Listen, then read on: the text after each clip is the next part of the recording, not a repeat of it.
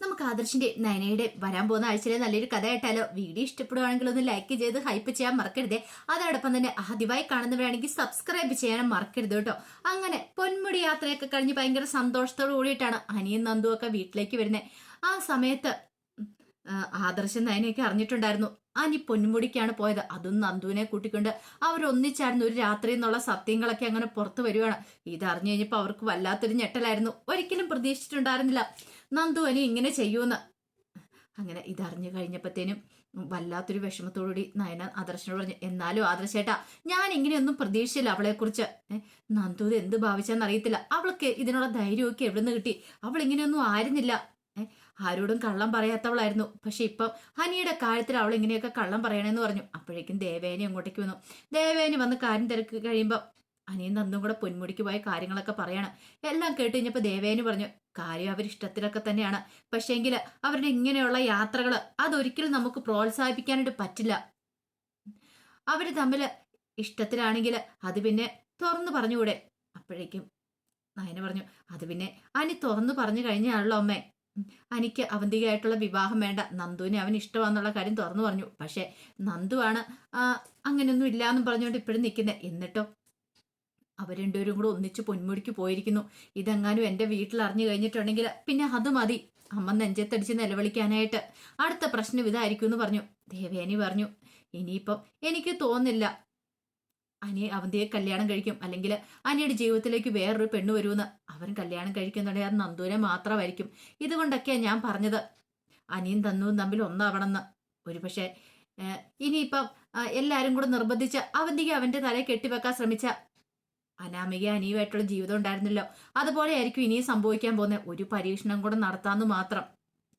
ഇത് കേട്ടെന്ന് അതിന് പറഞ്ഞു, ആഗ്രഹമില്ലാഞ്ഞിട്ടാണോ അമ്മേ? അതിന് ഇളയമ്മയാണെങ്കിലും എൻ്റെ അച്ഛനും അമ്മയാണെങ്കിലും സമ്മതിക്കണ്ടേ? നയനെ നീ ഒരു കാര്യം ചെയ്യുക, നിന്റെ അച്ഛനോടും അമ്മയോടും കൂടെ ഒന്നുകൂടി ഒന്ന് സംസാരിച്ച് നോക്ക്.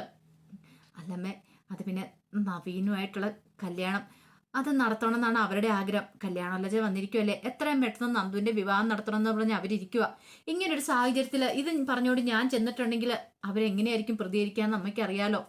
അതുകൊണ്ട് എനിക്ക് എന്ത് ചെയ്യണമെന്ന് പോലും അറിയില്ല എന്നും പറഞ്ഞ് വിഷമിച്ച് നയനെ അങ്ങോട്ട് കയറിപ്പോയി.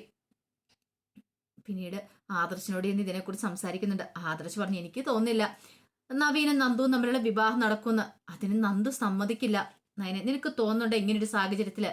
കാരണം പൊന്മുടിക്ക് അനിയോടൊപ്പം ഇത്ര വിശ്വാസത്തോട് കൂടിയിട്ട് പോണെങ്കിൽ നന്ദു ഒരു കാര്യം ഉറപ്പിച്ചിട്ടുണ്ട്, തന്റെ ജീവിതത്തിലെ പുരുഷൻ അനിയാന്ന്. അതിനൊരു മാറ്റം വരുമെന്ന് എനിക്ക് തോന്നുന്നില്ല.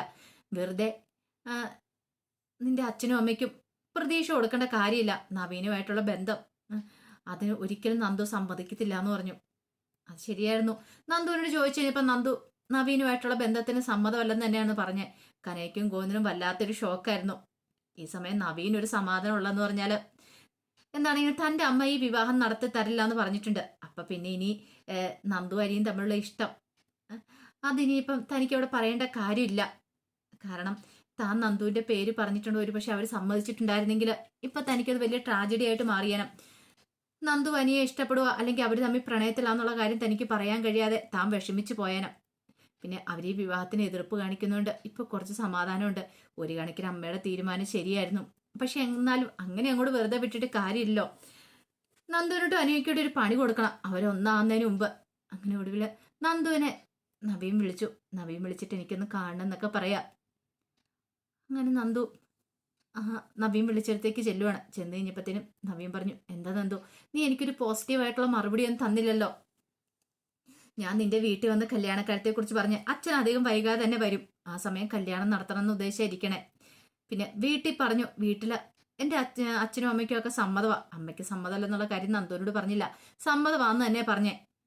അങ്ങനെയാണെങ്കിൽ ഈ ചിങ്ങത്തിൽ അച്ഛൻ വരുമ്പം എൻ്റെ കല്യാണം നടത്താൻ തന്നെ അവരുടെ തീരുമാനം എന്ന് പറഞ്ഞു. നന്ദു ആകെപ്പാടെ വിഷമിച്ചു പോയി. പെട്ടെന്ന് നന്ദു പറഞ്ഞു, അത് പിന്നെ നവീനേട്ടാ, ഞാൻ എന്ത് മറുപടിയാണെങ്കിലും പെട്ടെന്ന് പറയണം. ഇനിയിപ്പം എനിക്ക് നിന്നെ വിവാഹം കഴിക്കാനുള്ള യോഗ്യത ഇല്ലെങ്കിൽ അതെൻ്റെ മുഖത്ത് നോക്കി പറയണമെന്ന് പറഞ്ഞു. നന്ദു പെട്ടുപോയി. നവീനോട് എങ്ങനെയാ പറയണേ അനിയുമായിട്ടുള്ള ഇഷ്ടത്തെക്കുറിച്ച്. ആ സമയം നവീൻ ചോദിച്ചു, എന്താ നന്ദു നീ മിണ്ടാത്തെ? നീ എന്നോട് നേരത്തെ പറഞ്ഞിട്ടുണ്ട് നിനക്ക് വേറൊരു അഫയറും കാര്യങ്ങളൊന്നും ഇല്ലാന്ന്. അപ്പൊ അതുകൊണ്ടാണ് ഞാൻ നിന്നെ ഇഷ്ടപ്പെട്ടതും. ഇനിയിപ്പം നിന്റെ മനസ്സിൽ ഏതെങ്കിലും പയ്യന്മാരുണ്ടായിരുന്നു നീ എന്നോട് തുറന്നു പറയായിരുന്നല്ലോ. നീ അത് പറഞ്ഞതുമില്ല. അതോടെ കേട്ട് കഴിഞ്ഞപ്പം നന്ദുവിന് എന്ത് മറുപടി പറയണമെന്ന് അറിയില്ല. ഒടുവില് നന്ദു ഒന്നും മിണ്ടാതെയാണ് പോകുന്നത്. നവീന് സന്തോഷമായി. ഇത്തിരി അങ്ങോട്ട് വിഷമിക്കട്ടെ. തനിക്കിട്ട് പാര പണിതല്ലേ രണ്ടുപേരും കൂടെ.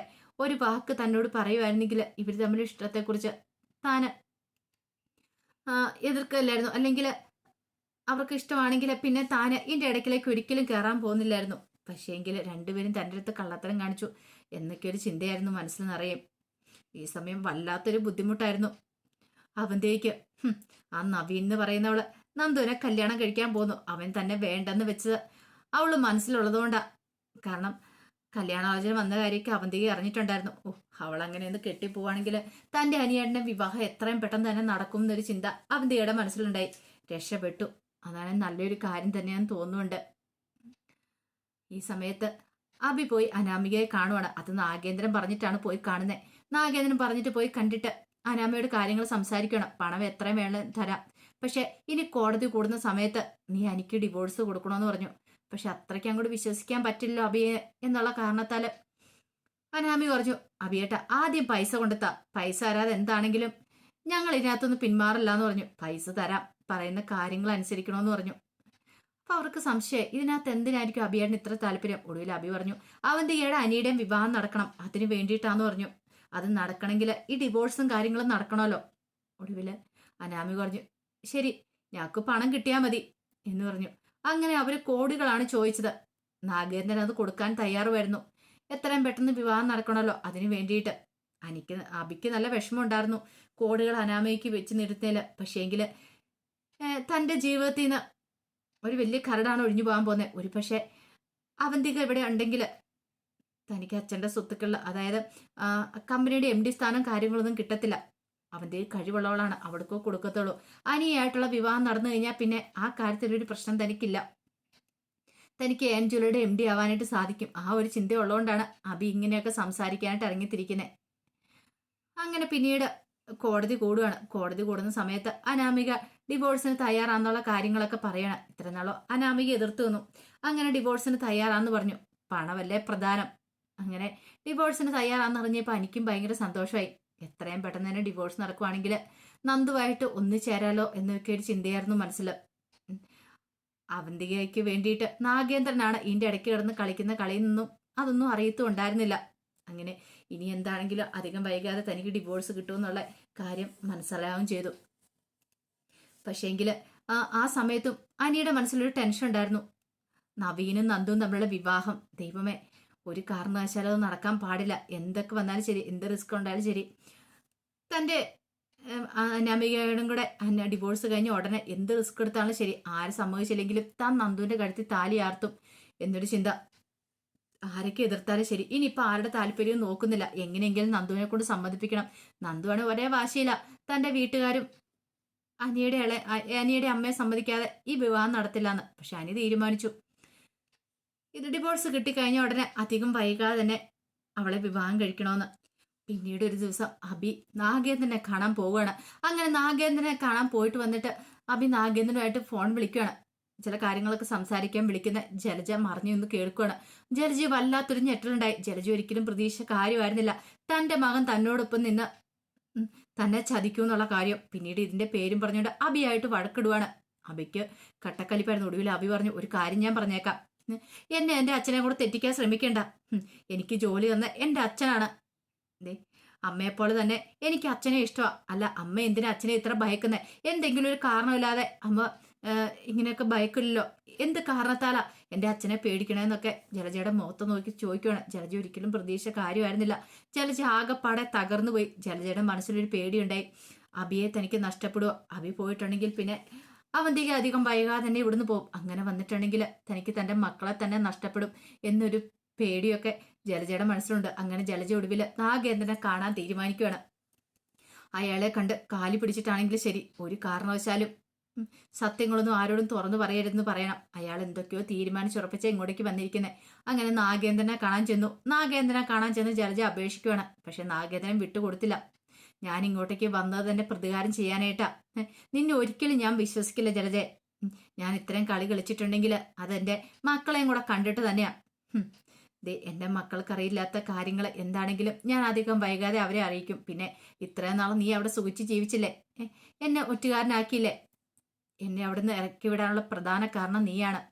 അപ്പൊ പിന്നെ നിന്നെ ഞാൻ വെറുതെ വിടുമെന്ന് കരുതിയോ? ഒരിക്കലും ഇല്ല. നീ എൻ്റെ ഭാര്യ ആയതുകൊണ്ട് മാത്രം അന്ന് ക്ഷമിച്ച് ഞാൻ അവിടുന്ന് ഇറങ്ങിപ്പോയി. പക്ഷെ ഇപ്പൊ എനിക്ക് നിന്നോട് ക്ഷമിക്കാൻ പറ്റില്ല എന്ന് പറഞ്ഞു. ഞാൻ മടങ്ങി വന്നത് പോലും പ്രതികാരം ചെയ്യാനായിട്ടാ. അത് നിന്നോടും കൂടിയിട്ടാന്നുള്ള കാര്യം ജലജയുടെ മുഖത്ത് നോക്കി പറയുന്നുണ്ട്. ജലജ തകർന്നു പോയി. ജലജ പ്രതീക്ഷിച്ചിട്ടുണ്ടായിരുന്നില്ല നാഗേന്ദ്രൻ തനിക്കും കൂടെ ചേർന്ന് പണി തരുമെന്ന്. ഇനി അച്ഛനോട് കാര്യങ്ങളൊക്കെ തുറന്നു പറഞ്ഞിട്ടുണ്ടെങ്കിൽ എല്ലാം തീർന്നു. ആ ഒരു ചിന്ത ജലജയുടെ മനസ്സിലെ വേട്ടയാടുന്നുണ്ട്. ഇത്രയും കാലം ഈ കുടുംബത്തിൽ നിന്നിട്ട് താൻ അവരെ ചതിക്കുമായിരുന്നു അറിഞ്ഞാൽ അവർക്ക് സഹിക്കാൻ പറ്റില്ലെന്നൊരു ചിന്ത അത് ജലജയുടെ മനസ്സിൽ വല്ലാത്ത ഭീതി ഉളവാക്കുന്നുണ്ട്. അധികം വൈകാതെ തന്നെ മൂർത്തി മുത്തശ്ശൻ എന്താണല്ലോ അറിയും ജലജ ഇത്രയും കാലം ചതിക്കുമായിരുന്നു. ജലജയാണ് എല്ലാത്തിനും കാരണം. നാഗേന്ദ്രൻ തെറ്റ് ചെയ്തിട്ടില്ല. അന്ന് ജലജയാണ് തെറ്റ് ചെയ്തേ. ആ സ്വർണം മാറ്റിയിട്ട് പകരം മുക്കുമണ്ടം വെച്ച് ജലജയായിരുന്നുള്ള കാര്യങ്ങളൊക്കെ ആദർശ് മുത്തശ്ശനോട് പറയുന്നുണ്ട്. ആദ്യമൊന്നും മുത്തശ്ശനെ വിശ്വസിക്കാൻ പറ്റുന്നുണ്ടായിരുന്നില്ല. പിന്നീട് മുത്തശ്ശന് മനസ്സിലായ കാര്യങ്ങളൊക്കെ അതറിഞ്ഞു കഴിഞ്ഞിട്ടുണ്ടെങ്കിൽ മുത്തശ്ശൻ വെറുതെ ഇരിക്കില്ല. ജലജയ്ക്കിട്ടുള്ള പണി കൊടുക്കുക തന്നെ ചെയ്യും. അപ്പൊ അതിന്റെ കഥകളൊക്കെ നമുക്ക് എല്ലാവർക്കും കാത്തിരിക്കാട്ടോ. ഒരിക്കൽ കൂടി എല്ലാവർക്കും ശുഭരാത്രി നേർന്നുകൊണ്ട് നിർത്തുന്നു. നന്ദി.